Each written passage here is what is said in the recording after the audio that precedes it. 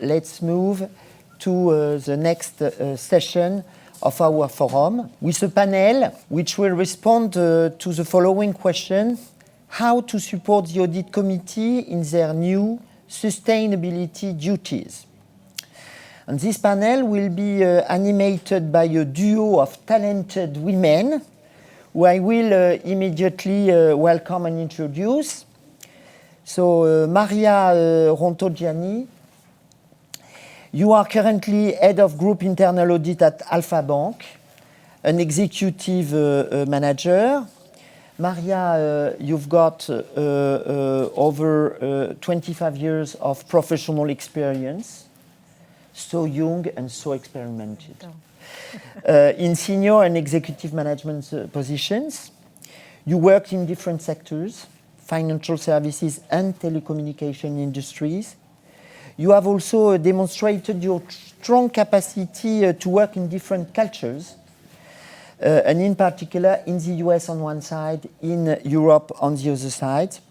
You are recognized as a talented communicator, coach, and motivator. Wow, thank you for the introduction. We welcome also Virpi Vuorinen. Virpi, you are the Chief Audit Executive of the Group Internal Audit of Nordea. Virpi has been working in different roles in the financial industry for close to 25 years, including working in the first and second line of defense functions. You have a long-lasting experience working in internal audit, and you have held various positions such as senior audit managers, head of audit, and head of operations. Ladies, the floor is yours. Thank you very much, Alexander. Good morning to all. We've seen ESG through the eyes of a CEO. We've seen ESG through the eyes of our regulator. Let's move to a very interesting panel where we will hear about ESG from the eyes of the audit committees, as well as an external auditor.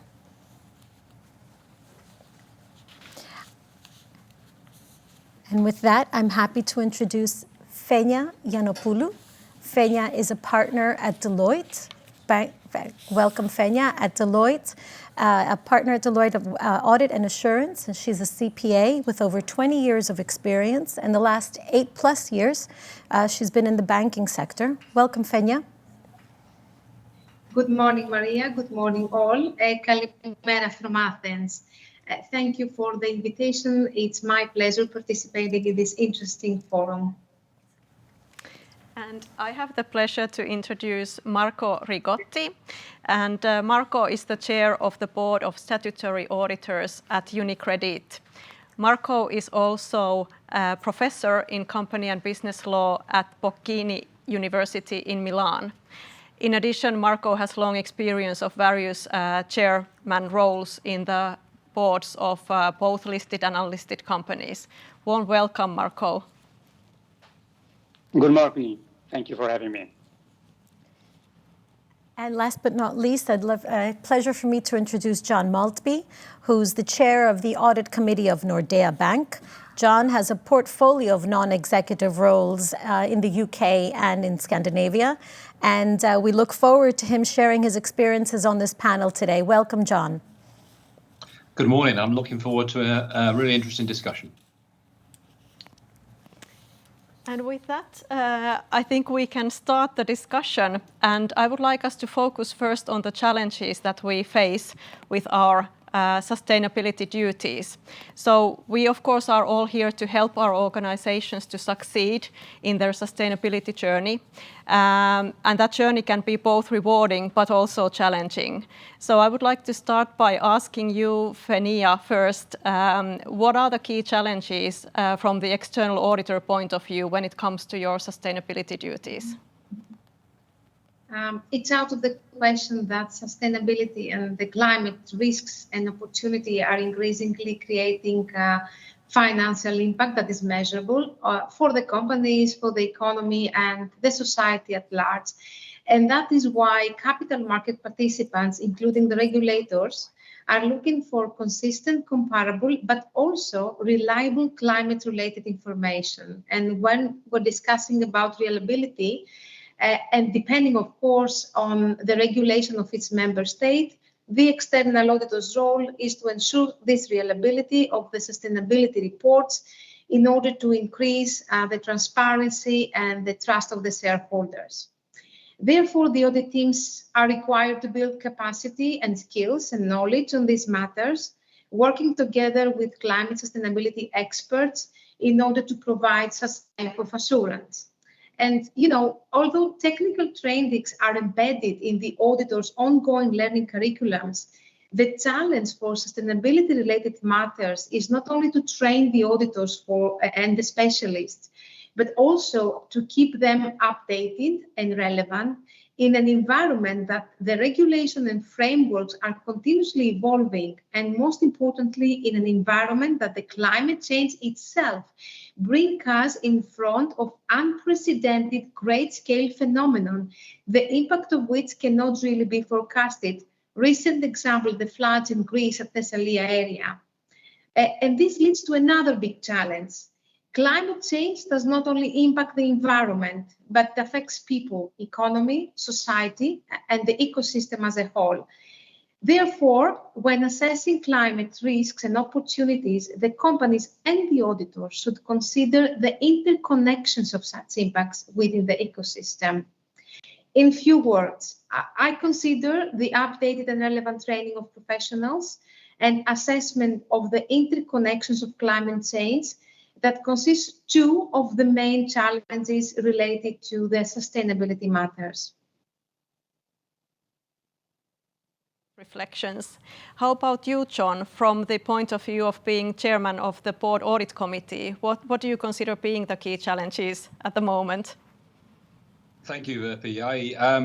I'd agree with Fenia that this is a really interesting area. It's also a very difficult area. The expectations of the capital market participants are pretty much equivalent to those of financial information. The regulators, as we've heard from Patrick earlier, but also in investors are expecting the same level of confidence and assurance in a set of data and against a set of regulations and requirements that are evolving and are uncertain. So I think one of the biggest issues here, there's a lot more judgment expected.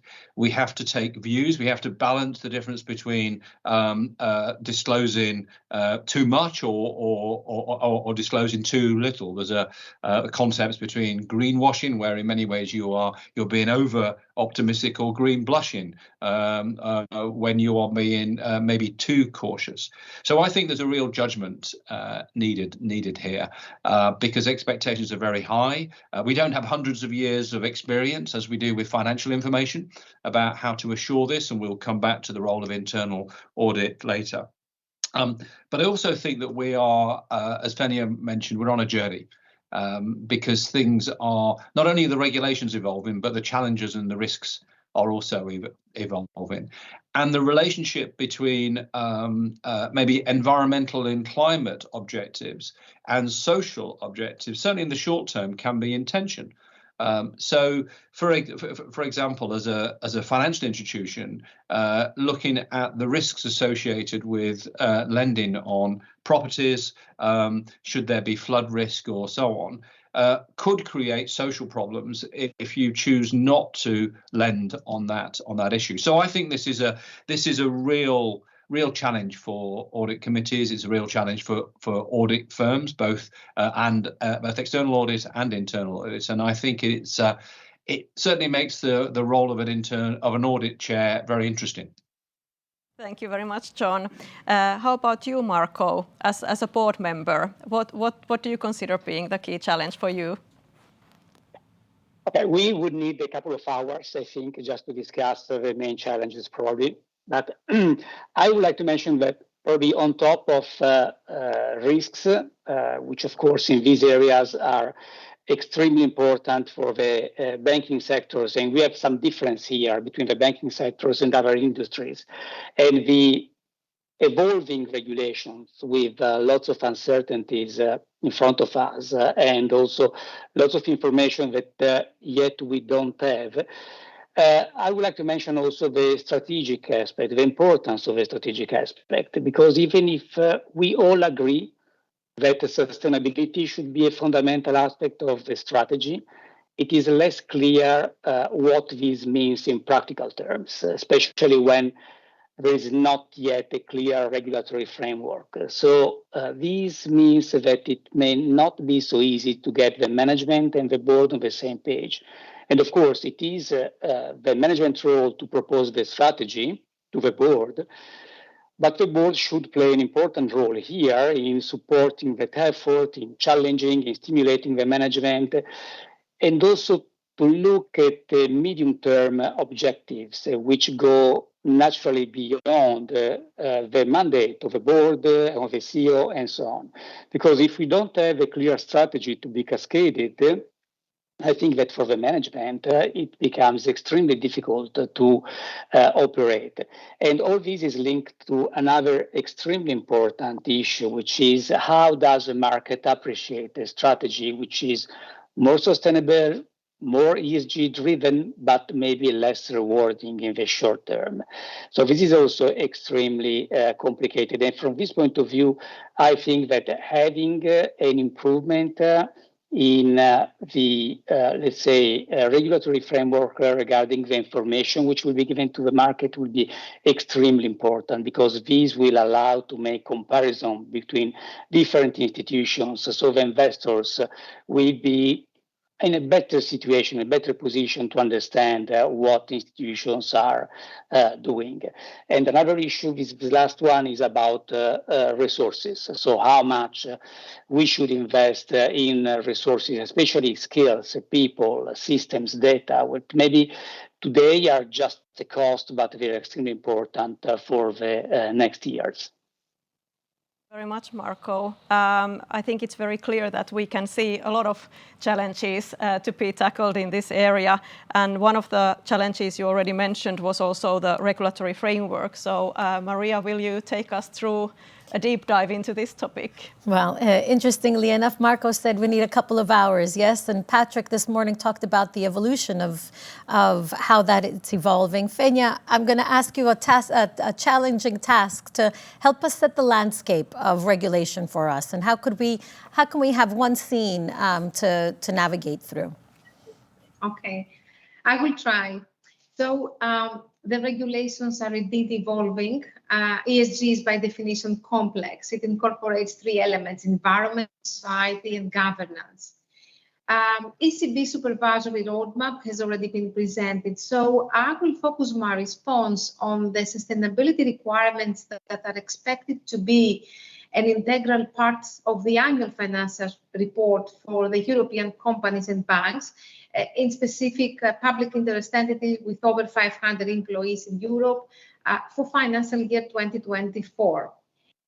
So we all know the Corporate Sustainability Reporting Directive, the CSRD, entered into force in January 23, part of the Green Deal of European Union, with the aim to strengthen the requirements on sustainability information that companies need to report in an effort to be more comparable.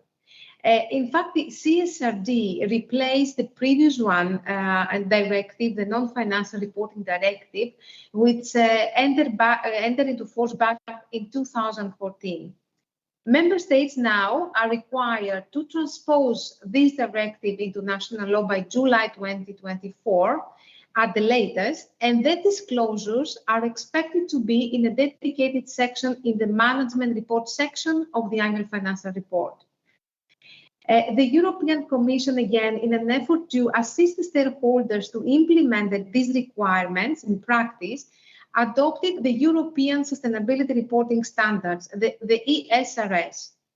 The first set of ESRSs includes, in fact, 10 topical standards specific for environment, social, governance matters.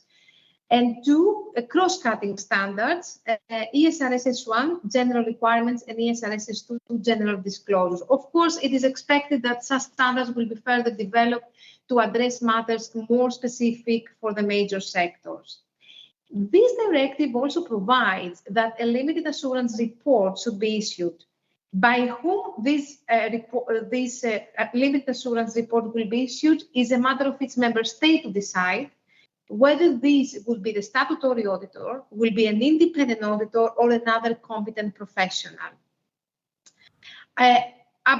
Except for the ESRSs and CSRD, we also have the ISSB, the International Sustainability Standard Board, that established by the IFRS Foundation, where again in July 2023 published the first two standards.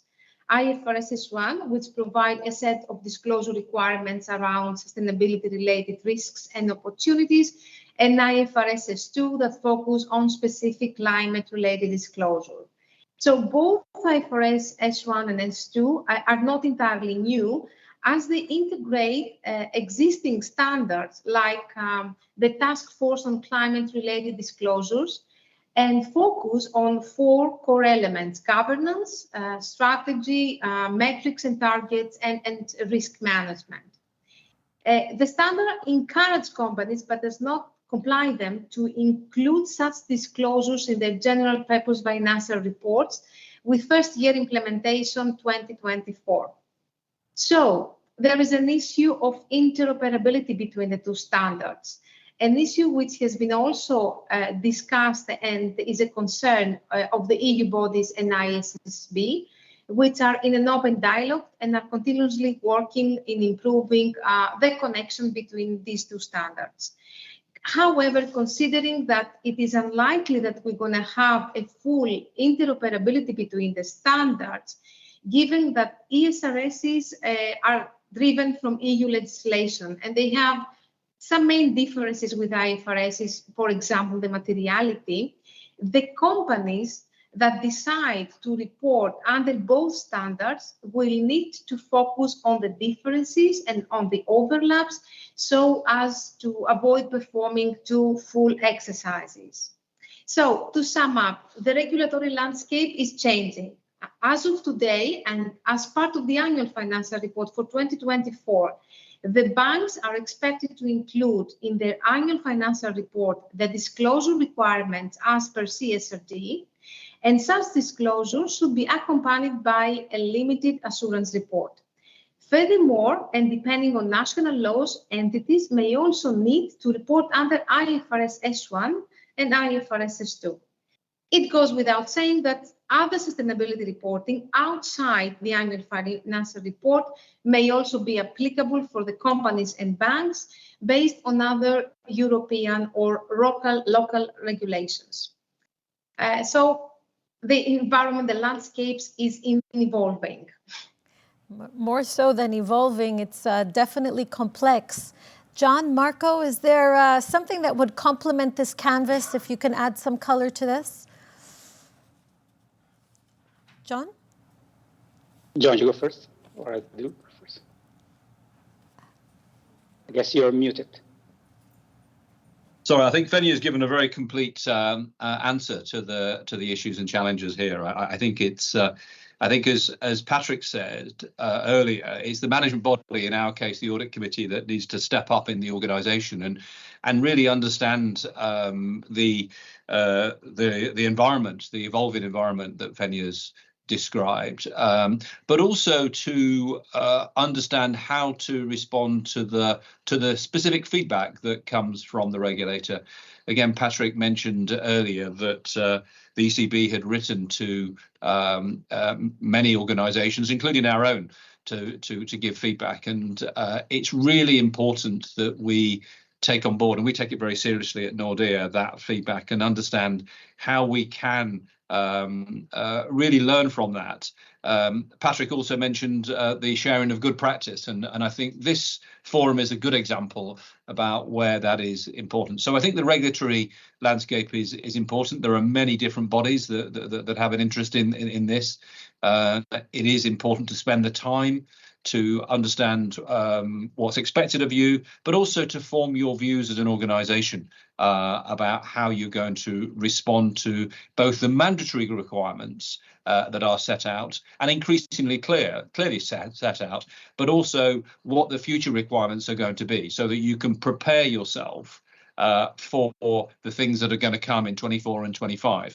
Because often our experience is it is the collection and the verification and the assurance of the data which forms the bedrock of how you report, which are the challenges. And that doesn't happen overnight, particularly in this area where we're talking about information that has not been collected in the past.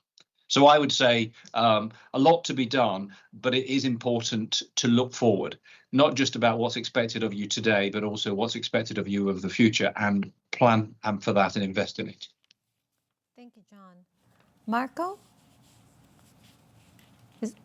I completely agree with what Fenia and John said. So CCRD is super important, and we don't have only the regulation, we have also the supervisory expectations, which are also very important here, also because as was explained before by Mr. Amis, they helped in setting the stage even before the new regulation was in place. So even the taxonomy was not there in 2020 and so on.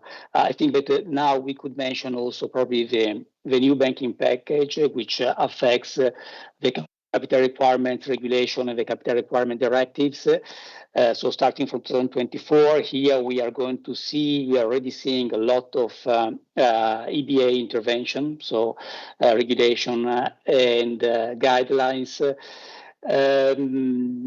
And this is more about climate and environment and risk in general, I would say. But another evolution which we are all looking at is the Corporate Sustainability Due Diligence Directive, which has not been officially approved, but if approved, will have also a huge impact, also because it affects directly the duty of care of directors of corporations. So this is something pretty new. Thank you very much, Marco. And I would like to continue the discussion in terms of how do we make ESG as embedded part of the organizations where we work in. We have spent a little bit time now discussing the regulations and how complex the environment is, and it's of course crucial to comply with all those requirements. But ESG is not only compliance exercise, it must be really embedded into everything that the companies do, including how they are organized, how their frameworks work, how their processes are working as well. What is your view in terms of how can companies make this happen, having ESG really as part of business as usual for them?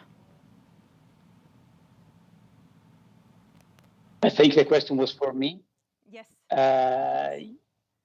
I would say that it becomes business as usual, first of all, once we have ESG drivers and targets clearly embedded in the strategy, and once they are clearly cascaded into the organization.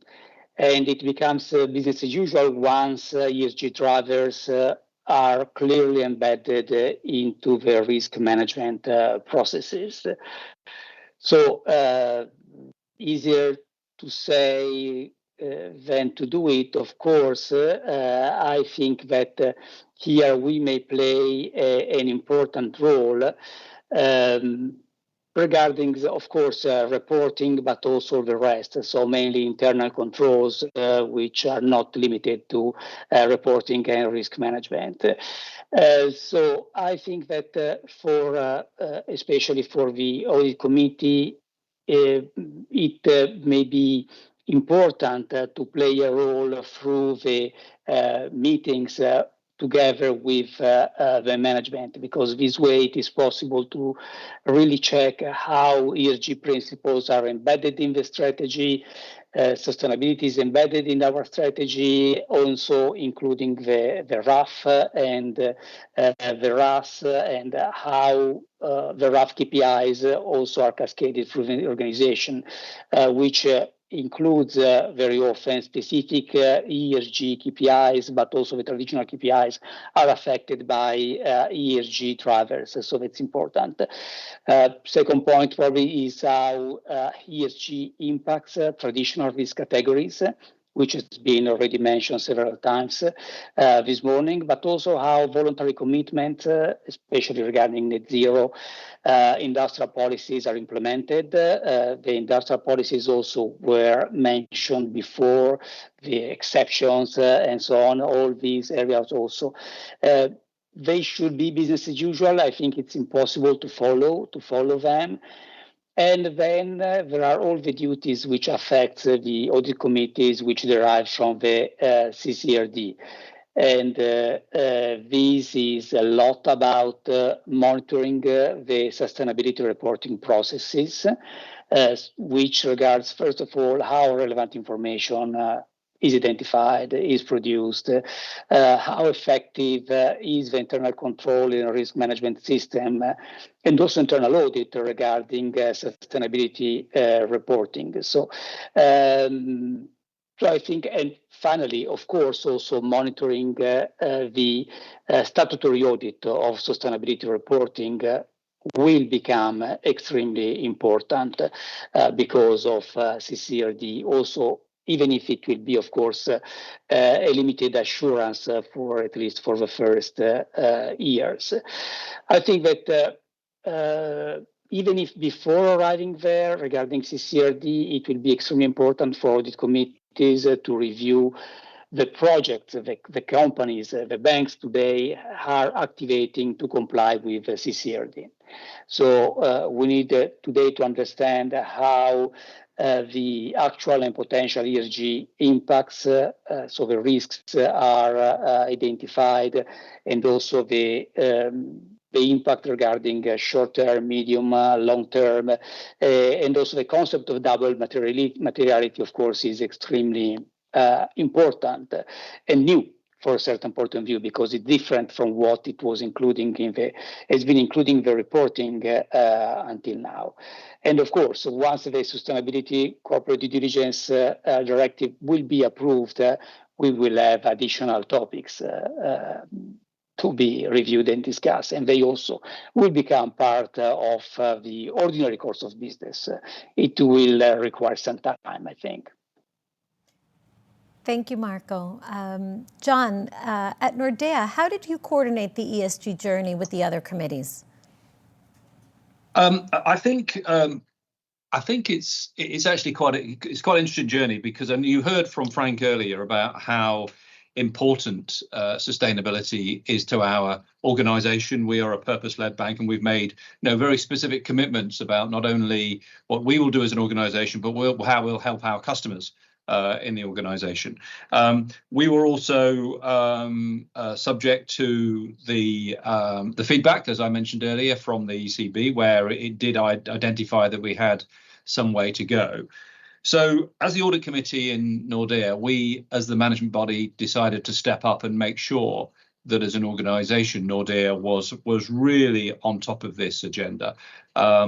Arguably, we sort of went a little bit further than our brief, but we had, in our view, three important tools at our disposal. One is that we are the part of the organization that ensures that as information leaves the organization as reported, that actually it is of the right quality. It's a true and fair representation of our position, and it meets the expectations of all our stakeholders. That is the role of an audit committee as regards to financial information. It's also, in our view, the role of an audit committee as regard to sustainability information. So that was the first part of our role, or our tool.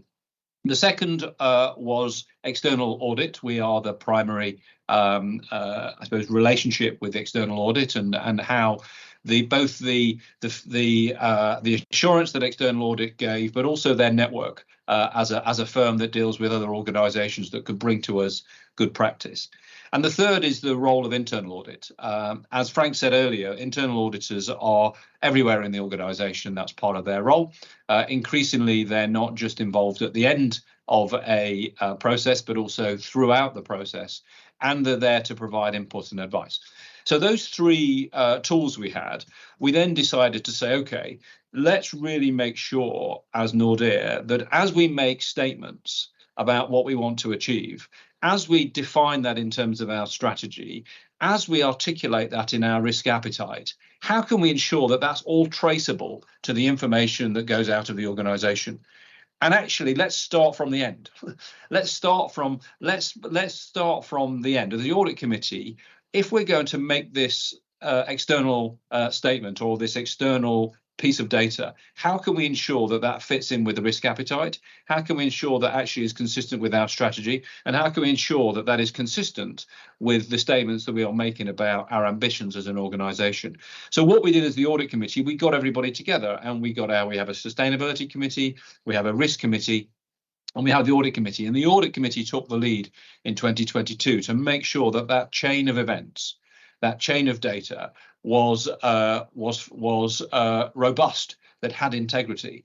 And so we sort of took the lead as the audit committee. We're at the end of the process, arguably, but we wanted to make sure that by being at the end of the process, with those unique tools we have, with our role of assurance, with the contribution and support and partnership of external auditors and the capabilities of internal auditors, that actually as an organisation we could have the confidence about the statements we will make into the external market, recognising that there are judgments and uncertainties and this is evolving nature. So that was, I think, Verpi, the role that we took. It did make progress. And in 2023, we're probably taking less of a leading role. We are still taking our role as assurance at the end purpose. But what is created is that we've got the right accountabilities in place in the organisation. We've got the right programs in place to both generate the data, understand how the regulations affect us, and then report on it. So it's been quite a journey for us. We're still not there, as we've said, but I think we have made some good progress, and I think the audit committee has been quite central to it at Nordea. That's fascinating. Thanks for taking us down that journey. I imagine that there was some overlap, or there was some clear lines that were drawn from the beginning, or was that a learning process? I think overlap is better than gaps, if I'm honest. And yes, there was a bit of duplication probably, but actually by doing that, and maybe it wasn't as efficient as it needed to be, but by doing it in the way that we described, by both the audit committee taking the lead, but then bringing everyone together, we made sure that everyone understood what was expected. There were no gaps. And that we were able, from this process, to probably clarify the accountabilities going forward. So I think we are more efficient than we were in 2022, but unless we'd been through that process we had in 2022, I don't think we'd have the confidence that we have today that there aren't gaps. Great learning. Fenya, as an external auditor, how does that sound, what was implemented at Nordea? They have started the journey early enough. So it seems that this journey will give them the opportunity to make other steps in the processes and the controls in the governance, so as to make sure that they are all matched together, and they will be able to have not only a nice reporting for the regulators and the audience and the users of the financial statement, but also to make sure that the bank will be robust enough in terms of governance. I think this is the main element that the banks should have to have a robust governance around matters. Because as we said in the beginning, ESG matters is not only climate, it's not only people, it's not only something standalone, it's something altogether. So I believe that it's a good start for a new journey for Nordea. Thank you very much, Fenya. I would like to continue asking you, as a member of or representative of external audit. You heard just John saying that external audit is an important tool in his toolkit as a chairman of the board audit committee in the ESG journey. how do you see your role as external auditor? How can you provide support for the audit committees in a best way? Yeah. John also mentioned before that the expectation for from this reporting, sustainability reporting, will be more or less the same as the expectation that from the financial statements.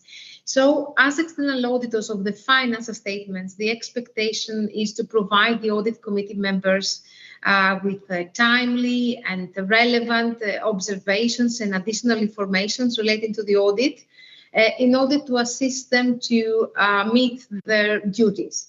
In fact, for external audit, there are European and local legislation, as well as the international standards on auditing that set the minimum requirements and the minimum communication requirements with the audit committee members. So with the assumption that the assurance report for the sustainability-related matters based on the CSRD requirements will be provided by the external auditor, which, as I said before, this depends on each member state regulation, local regulation. It is expected that the auditor will provide to the audit committee members timely and relevant sustainability matters information. So, as part of the communication, the auditor should not only challenge management, but also inform the audit committee in the work that the auditor performs in the main 4 areas that are affected. We discussed before for governance, which is the first area, the teams and expertise and the training, the second area, system and control, which is the third area, as well as data, which is something very, very important for this sustainability reporting. So for the governance, the risk, and the strategy around these 3 matters, the auditor should raise questions around whether the board has taken steps to enhance the quality of the sustainability reporting, whether the implementation of the strategy is overseen by an oversight body, whether there are objectives and KPIs, how management revisit these KPIs in the light of the evolving regulatory framework. For the second area, the teams and expertise, the auditor should understand the training programs and the activities that are in place. Remember that, as we said before, here we're discussing about cross-functional teams working, because ESG do not touch only a specific division of a bank, but it relates to a number of operations and functions. So cross-functional teams and working is very, very important. As far as for the third area, for the system and controls, the auditor should understand and assess the policies and procedures, check the controls in place to assess the evolving sustainability opportunities and risks, assess whether the right system exists to support the increased reporting requirements. And for data, data is very, very difficult area, because the auditor should not only test the accuracy and the completeness of the data that will be presented at the end in the reporting deliverable, but also needs to assess whether the existing gaps, because we're discussing about data that was not there before, are appropriate for the purpose of reporting. As part also of understanding the data, the auditor will need to assess the procedures that are in place to collect, to analyze, and to interpret such data. And also the auditor is expected to challenge data governance issues and updates. It's also important for the auditor to make the connection between the ESG risks and the key judgment and sources and estimation uncertainty that we discussed before, that are part of the financial statements and might impact also the accounts.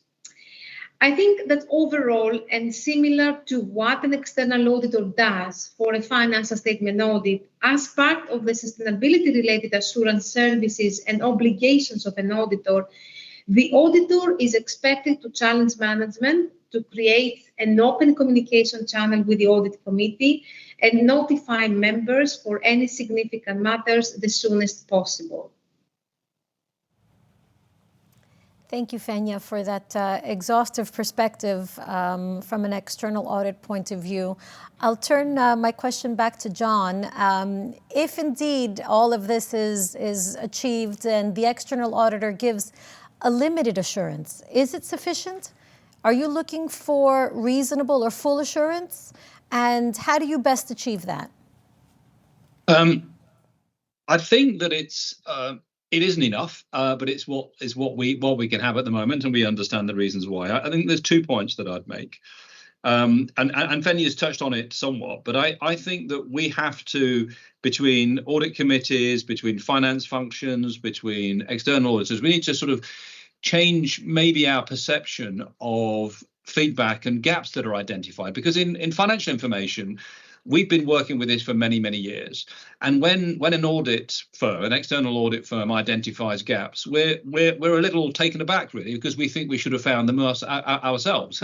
And in many ways, the whole concept of qualified audits or points for management attention in the financial world, it has been there to try and reduce them, because those are things that we should have known, and so on. I think this is in a very different world, and Fenya's described about the role of external audit and how through their feedback and through the points that they're identifying and through their gaps, we should welcome that, because that is our opportunity as an audit committee to improve and to develop. But I think that does change a little bit of the perception. So I think the onus is on the external audit firms to be very open, to be very challenging, to recognise that actually the issues that they're identifying are gaps potentially for the future, so that they have more opinion maybe than in some cases they have the certainty of data, which you have in a lot of financial information. So that's the first point.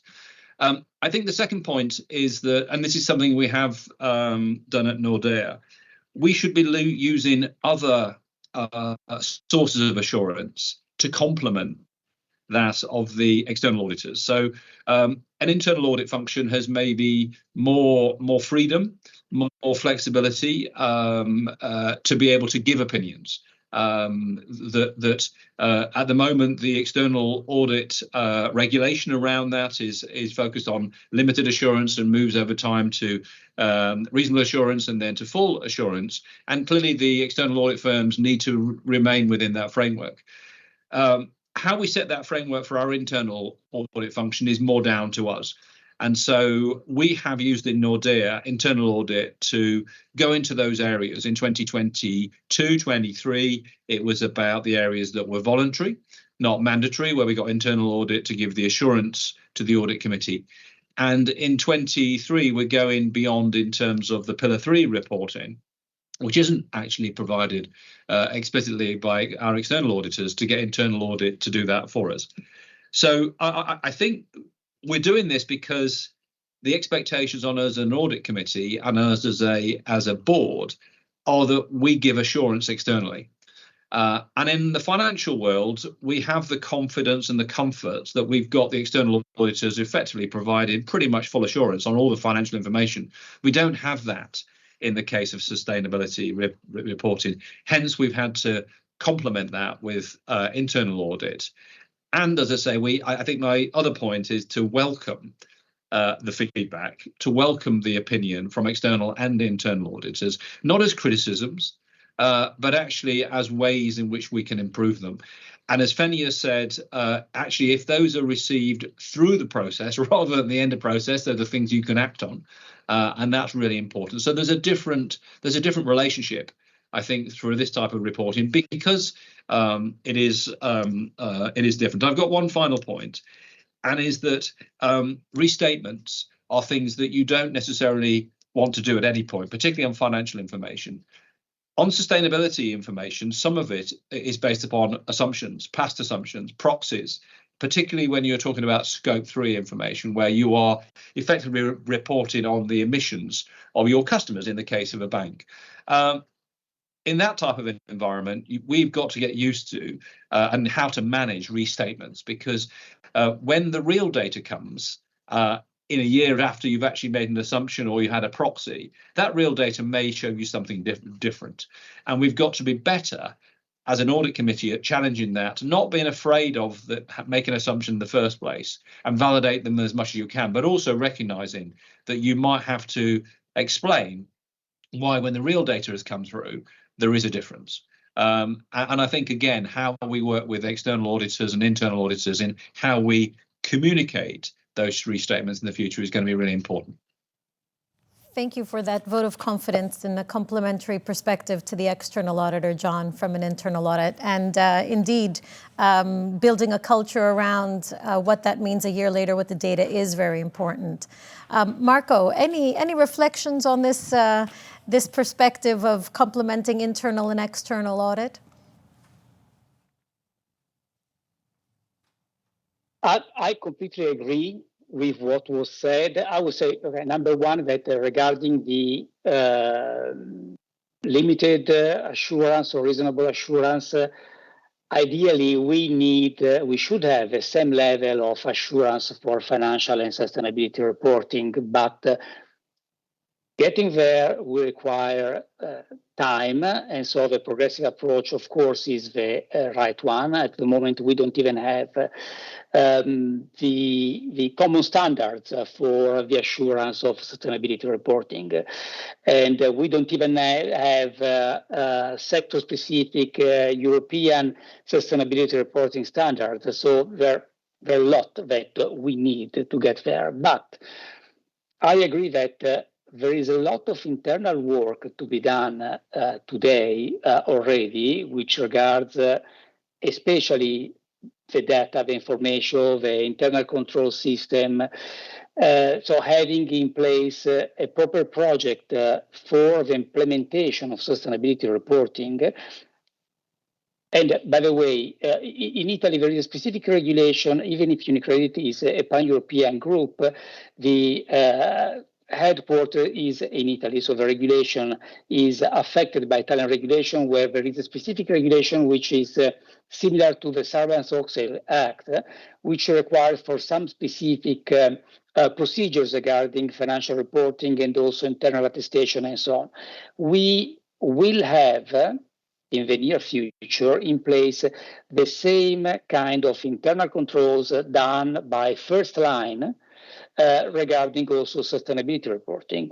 That will be extremely important. And having there external auditors reviewing that and having that kind of open channel with the audit committee, which was mentioned by Fenia, will be super important for the audit committees, number one. And number two, I come to internal auditors. Again, for internal auditors, reviewing that also will also be extremely important. So I think that all the actors, so in this case, first line of defense, which will have to play this role also regarding the internal control system, how the information are produced, provided, identified, and so on.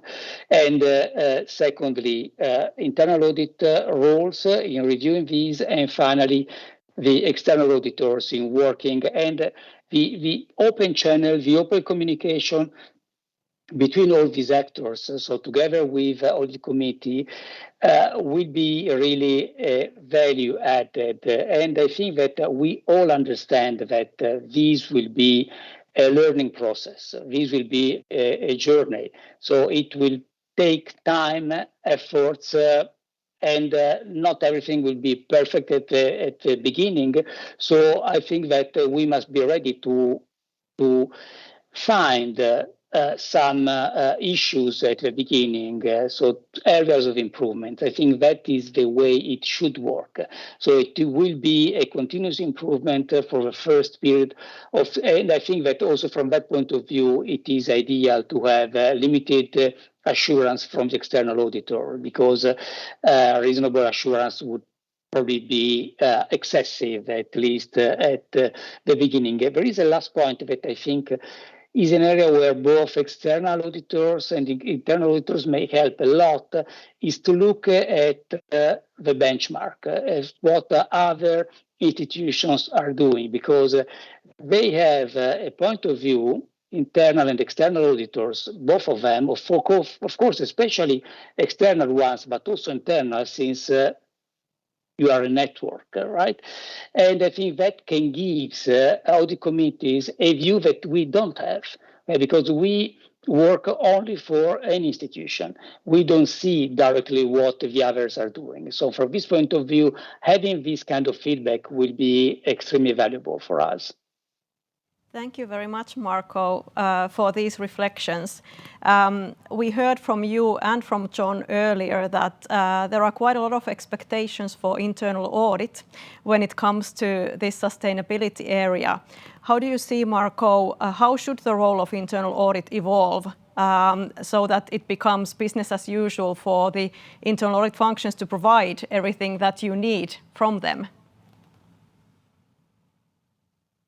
Okay, let's say that the role of internal audit evolves with the level of maturity achieved by the bank, by the institution. So in the early stage of this journey, so in the early stage of the definition of ESG strategy and implementation, internal audit, at least for us, worked mainly as a consultant and so performing general reviews on the overall organizational setup to support the strategy, and of course also in checking the compliance with external requirements where we had such external requirements. Maturity occurs with the integration of ESG drivers within the strategy, within the objectives, including the RAF, which I already mentioned, within the risk management processes, especially for climate and environment aspect, and within reporting, of course. All these allows internal audit to perform ordinary audits, so which are generally rated, while maintaining, in my opinion, the importance of being involved in the specific projects that continue to exist. So both with an assurance role and an advisory role. And in let's say, business as usual world, ordinary audit do not have necessarily an ESG level, since sustainability is such an horizontal topic. So we have some areas which should already be covered by ordinary traditional audit activities, say ICAP. So in such cases, it is important that internal audit highlights how much ESG drivers have been integrated in such process. So said, internal audit, so in the ordinary work, will go through the ordinary phases, so risk assessment, planning, execution, and so on. And these, especially the planning, includes so not only the audits which are mainly focused on ESG activities, so roadmaps, target setting regarding ESG, I don't know, investment classification, transition risk, physical risk measurement, but also the audits on traditional activities, which embed ESG checks. For example, credit underwriting, but also many other topics which we could mention. And we could mention, of course, also the risk of greenwashing and social washing and so on. I think that all the area regarding mitigation of reputational risk and addressing operational risk is extremely important. And this is like a mix. I think now it is sort of business as usual, but it is at the same time, probably at least for some time, yet ESG labeled. Maybe this will change in the future, but at the moment, everything is so new, as highlighted before, that we still need some specific activities regarding these risk areas, I think. Thank you for those insights, Marco. You know, as we heard this morning, we have over 400 participants on our call today, and I gather the majority of which are internal auditors. So what's the one piece of advice each of you have to us as auditors to support you in your roles? What should we do? John?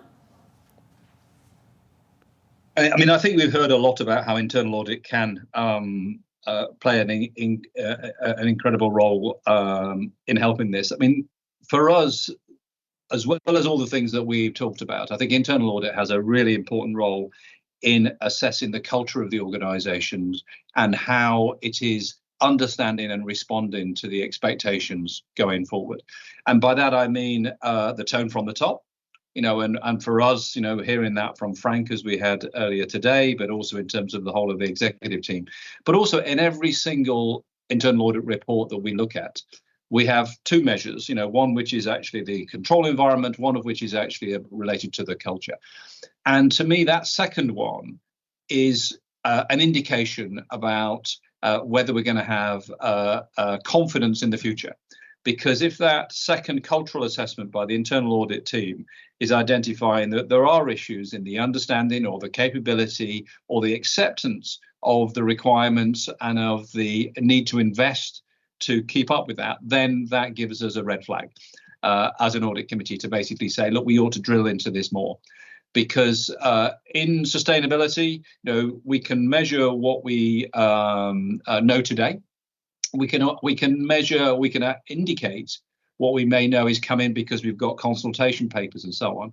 But we can't, the assessment about how well prepared we are for the future is to do with the culture, the attitude, the behavior of the first line. And the internal audit function is a real window into that insight. So to me, the advice is those opinions are amongst the most valuable that our internal audit functions can provide to us. Thank you, John. We will take that as our first challenge. Fenya, what's the best piece of advice to support the external auditor? I think Marco and John discussed a lot about the governance, about the assurance that they expect you to provide to the audit committees, the feedback, and all this stuff. So apart from this, just not to repeat myself, I consider that since we're all at the very early stage of implementing this new framework and the regulations are evolving, and with so many challenges internally in terms of governance, procedures, data, systems, etc., and externally, and also the limited experience that we all have, I would expect internal auditors to be more extroverted. Share thoughts and experience, not only within the organization, but also outside with the peers, with the regulators, so as to make sure that they are on track. So this is my recommendation. Thank you, Fenya. Marco, any last piece of advice for us internal auditors? We heard about culture, we heard about being more extroverted. Where would you ask us to do something more? Okay, number one, I want to say that it's even difficult to express how valuable are internal auditors for us, for the audit committees. Anyway, I think that first of all, we need the internal audit to have an holistic view of ESG activities. But we also need to understand what is the coverage. And in the coverage, I would include not only the traditional audit, because they are not always possible, but I think that it is important, as I already mentioned, that the coverage is extended through the involvement of internal audit in a support and advisory role, especially regarding the special projects that organizations may have in place. Also because maybe where you have a work in progress, having a rated audit is not ideal. That could not be ideal. And I think that we fully understand that.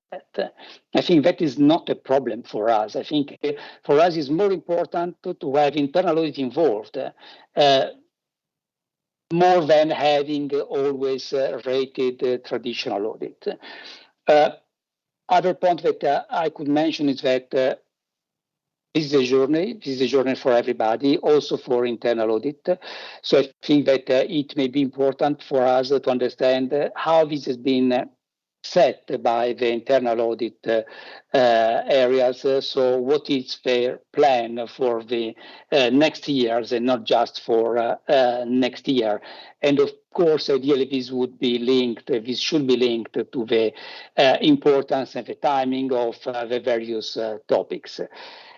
I think that we need flexible internal skills regarding these areas and also continuously development of internal skills. Sustainability, together with digital, probably are the most important challenges that we face today. And it's essential that for both these areas, internal audit is really an important and essential part of the journey. And I think that also the internal audit profession may help us in developing common standards which would favor comparability. Comparability here is needed. ECB has the opportunity to make a lot of comparison. We saw some graphs this morning, but for us, that can be more difficult. Of course, we also are given benchmark and so on, but having the internal audit able to do that, so thanks to their meetings, and I think that would help us a lot in the future. Thank you very much, Marco. And with that, it is actually time to see if our participants have found any interesting questions through the Slido. So we have some time to take one or two questions here. And I take the first one. Should audit committee agenda include direct second line reporting regarding the ESG related topics? I will ask you, John, first. Would you like to see second line reporting in the audit committee as well? I think there is a risk of duplication. I think we have risk committees as banks, and risk committee is very much there for the second line reporting, and certainly the discussion and challenge of that. That being said, we do always have our CRO at our audit committee, and where there are topics that are relevant and appropriate, we do have those discussions, and we do see and many of us. I'm as chair of the audit committee. I'm also on the risk committee. Our chair of risk committee is on the audit committee to make sure that we are coordinated in the right way. But I think it is important to have those distinctions between second and third line. So I think this is a matter of, yes, information disclosure, yes, coordination by having the executive and the non-executive participating in the different committees, but being really clear about the role of the second line in relation to the risk committee, and the third line being able to effectively provide assurance over that. If you don't do that, and as I said to earlier, we didn't have that for probably a period during 2022, deliberately so, to make sure that we can work through these things. But at some point, it has got to be, I think, really, really clear about what the role of a risk committee should do, and what a role of an audit committee should do to oversee, in many ways, the things that are coming out of the second line. And if you don't do that, I think you can confuse things. Thank you very much, John. Marco, do you have any reflections on this second line reporting question? I agree with what John said about the risk of duplication. Of course, at the same time, I must say that at least for us, we prefer to have that direct link with second line, especially regarding the processes and the internal control system. Then, of course, we avoid any confusion between second and third line of defense, but our choice today is to have a direct link also with second line, trying to have a distinction in any case between what is a pure risk area and what is more about, let's say, internal control and processes. It's difficult, of course, so the risks highlighted by John are all there. But I must say that at least in this phase, I would prefer the risk of some duplication than maybe the opposite. But it's very much debatable, of course. Thank you, Marco. I think there was one more question on the Slido. Yes. Do you believe the 3 lines model is still relevant for ESG risks, considering the value chain obligations? So do we still live the 3-line model even though this is all new?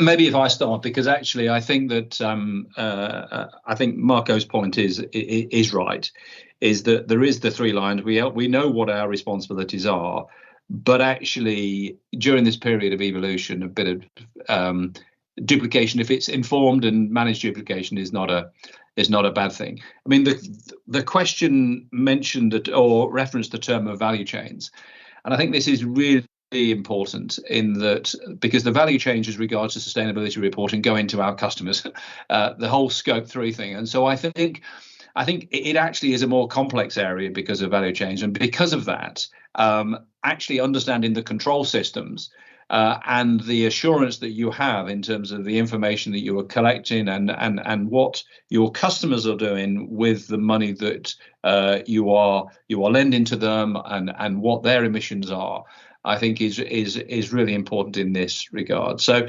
3 lines of defence absolutely make key sense. The most important one of the 3 lines of defence is the first line, frankly, because the first line, you need to get things right first time at the point, and that's why this scope 3 in sustainability is so important.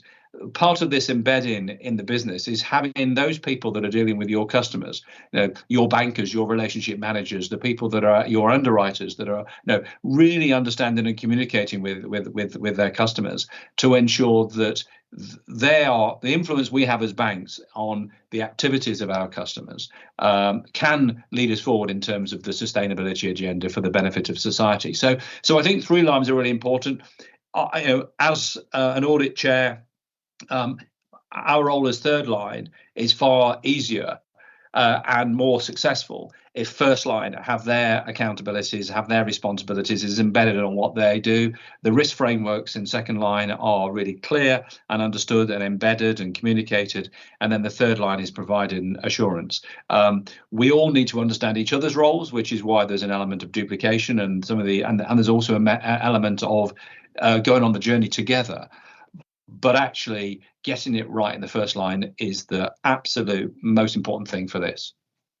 Thanks for those insights, John, because you just definitely take us back to traditional auditing, making sure that the first line of defense indeed gets it right from the get-go. So it doesn't matter about the topic, and ESG is just another topic on the grid of what we have to accomplish.